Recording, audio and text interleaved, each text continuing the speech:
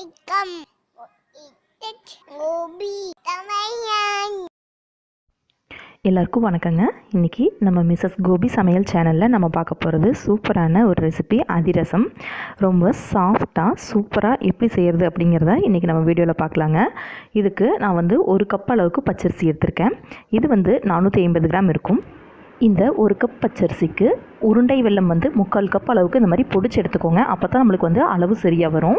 வெல்லம் வந்து 300 கிராம் அளவுக்கு இருக்குங்க.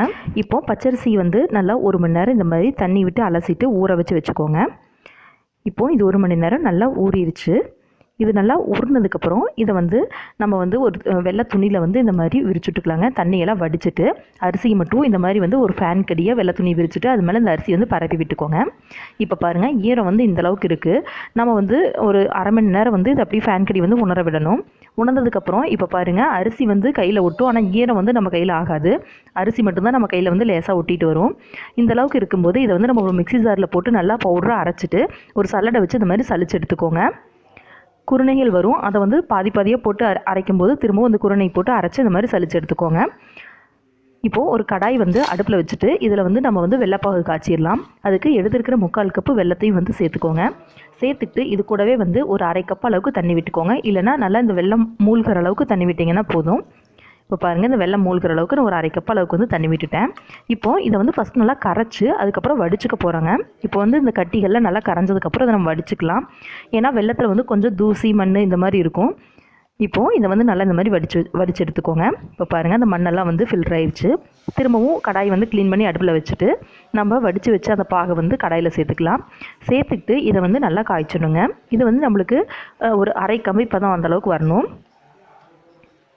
ரொம்ப ஒரு கம்பி பதம் அந்தளவுக்குலாம் வர தேவையில்லைங்க. ஜஸ்ட் வந்து கையில் பிசுன்னு ஒட்டி லேசான கம்பி பதம் வந்தால் போதும். இப்போ பாருங்கள், நல்லா கொதிச்சிருச்சு. இப்போ பதம் செக் பண்ணி காட்டுறேன் பாருங்கள். இந்த மாதிரி வந்து நம்மளுக்கு வந்து பதம் வந்து உடையணும். அதாவது ஸ்ட்ராங்காக வந்து அப்படியே இழுத்துட்டு நிற்காமல் இந்த மாதிரி உடையுது பாருங்கள். இந்த மாதிரி பதம் இருந்தால் போதும். இப்போ உடனே ஸ்டவ் ஆஃப் பண்ணிக்கோங்க. ஆஃப் பண்ணிவிட்டு இதில் வந்து கொஞ்சம் வந்து கருப்பு எள் சேர்த்துக்கோங்க. அப்புறம் கூடவே வந்து கொஞ்சமாக சுக்குத்தூளும் அப்புறம் வந்து ஏலக்காய் தூளும் சேர்த்துக்கோங்க. நீங்கள் ஏலக்காய் தூள் மட்டுமே கூட சேர்த்துக்கலாம். சேர்த்துக்கிட்டு இதை வந்து நல்லா கலந்து விட்டுக்கோங்க. இப்போது இது நல்லா சூடாக இருக்கும்போதே நம்ம வந்து சலிச்சு எடுத்து வச்சுருக்கோம்ல அரிசி மாவு, அது கூட சேர்த்து இது நம்ம கலந்துக்க போகிறோம். நான் வந்து இந்த பருப்பு கடையிற மத்தில் பின்பக்கமாக இருக்கிற குச்சியில் தாங்க கலக்க போகிறேன். இதில் கலந்து விடும்போது நம்மளுக்கு வந்து கொஞ்சம் ஈஸியாக இருக்கும். இப்போது இந்த பாகு வந்து நல்லா சூடாக இருக்கும்போது ஒவ்வொரு கரண்டியும் எடுத்து இந்த மாவு கூட சேர்த்துட்டு அப்படியே நல்லா கலந்து விடுங்க. நம்மளுக்கு கிடச்சிருக்கிற இந்த அரிசி மாவுக்கு நம்ம காய்ச்சிருக்க பாகு வந்து கரெக்டாக இருக்குங்க அளவு. நீங்கள் வந்து கொஞ்சம் கொஞ்சமாக வந்து எல்லா பாகுமே லாஸ்ட்டில் வந்து சேர்த்திடலாம். இப்படி கொஞ்சம் கொஞ்சமாக எல்லா பாகையும் வந்து விட்டு நல்லா கிளறிக்கோங்க. இந்த அளவில் செஞ்சிங்கன்னா உங்களுக்கு வந்து கண்டிப்பாக அதிரசம் வந்து உடையாது. அதே சமயம் ரொம்ப ஹார்டாகவும் வராது. கரெக்டான ரேஷியோவில் இருக்குங்க. அதனால் கண்டிப்பாக இந்த ரெசிபி வந்து எல்லோரும் ட்ரை பண்ணி பாருங்கள். இதுக்கு வந்து பச்சரிசி வந்து வாங்கும்போது நல்லா மாவு பச்சரிசி அந்த மாதிரி சொல்லி கேட்டுவாங்க கடையில். பலகாரம் பண்ணுறதுக்குனாவே அதுக்கு வந்து தகுந்த பச்சரிசி அவங்க கொடுப்பாங்க. ஒல்லியாக இருக்கிற பச்சரிசி எடுத்திங்கன்னா உங்களுக்கு வந்து பதம் வந்து கொஞ்சம் சரியாக வராதுங்க. இப்போ பாருங்கள், இந்த அளவுக்கு இருக்கிற மாதிரி வந்து நம்ம கலந்துக்கணும். இப்போது இது வந்து ஒரு நாள் ஃபுல்லாக ஊறட்டுங்க. மேலே வந்து நெய்யோ எண்ணெயோ தடவி வச்சுக்கோங்க. அப்போ தான் மேல் பக்கம் வந்து காயாது. இப்போது ஒரு நாள் இது நல்லா ஊறிடுச்சு பாருங்கள். ஃபஸ்ட் நேற்று வந்து அப்படியே லைட்டாக இலகி வந்துச்சு மாவு. இப்போ வந்து நல்லா திக்காக கையில் எடுத்து உருண்டை பிடிக்கிற மாதிரி இருக்குது. இப்போ பாருங்கள், உருண்டை பிடிச்சி கையில் தட்டினாலும் ஓரமெல்லாம் வெடிப்பு இல்லாமல் நம்மளுக்கு வந்து நல்லா சாஃப்டாக வருது. இந்த பதம் இருக்கும்போது இப்போ வந்து நம்ம வந்து எண்ணெயில் போட்டு இதை வந்து பொரிச்சுக்க போகிறோம். பாருங்கள், எவ்வளோ சூப்பராக வருது நம்ம மாவு. இப்போது இது தட்டிக்கிறதுக்காக வந்து ஒரு கப்பு வந்து இந்த மாதிரி ஃப்ளாட்டாக இருக்கிற ஒரு கப்பு வந்து கவிழ்த்து போட்டுக்கோங்க. போட்டுக்கிட்டு வாழை இலை வந்து இந்த மாதிரி மேலே வச்சுக்கிட்டு அதில் லேசாக எண்ணெய் தடவிக்கோங்க. தடவிட்டு நம்ம வந்து ரெடி பண்ணி வச்சுருக்க மாவை ஒரு சின்ன உருண்டையை உருட்டிட்டு அதை வந்து அந்த இலை மேலே வச்சு தட்டிக்கோங்க.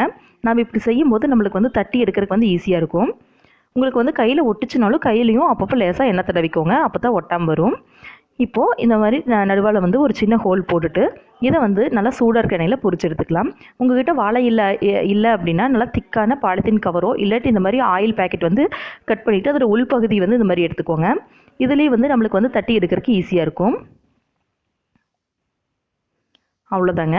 இந்த மாதிரி வந்து ஒரு 2-3 வந்து ஃபஸ்ட்டு ரெடி பண்ணி வச்சுட்டா நம்ம வந்து எண்ணெய் சூடானதுக்கப்புறம் டக்குன்னு போட்டு எடுக்கிறதுக்கு ஈஸியாக இருக்குங்க.